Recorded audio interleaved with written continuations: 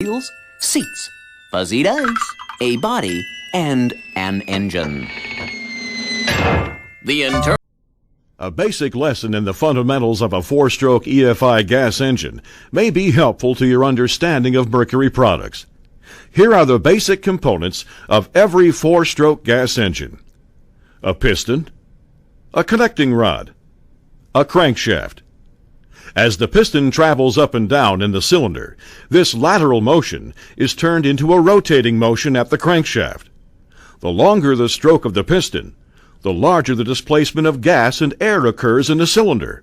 To propel that piston, we need to ignite a tiny bit of gas and a whole lot of air.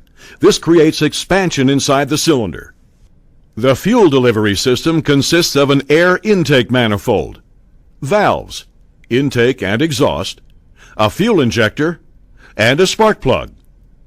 A four-stroke engine is called a four-stroke because 4 up and down motions are needed to complete the cycle. In the first stroke, the piston travels downward as the intake valve opens and a mixture of air from the atmosphere and a metered amount of gas from the electronic fuel injector enter the cylinder. This is called the intake stroke. On the second stroke, the piston travels upward, compressing the air and fuel to make a highly combustible mixture. This is called the compression stroke. At this point, the spark plug fires, sending the piston downward from the expansion of the air and gas mixture. This is the combustion stroke.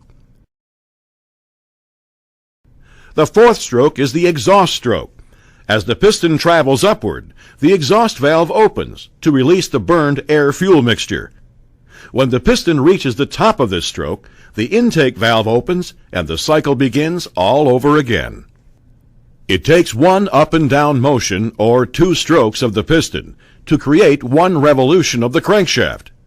RPMs, or revolutions per minute, is how many times the crankshaft rotates within that minute.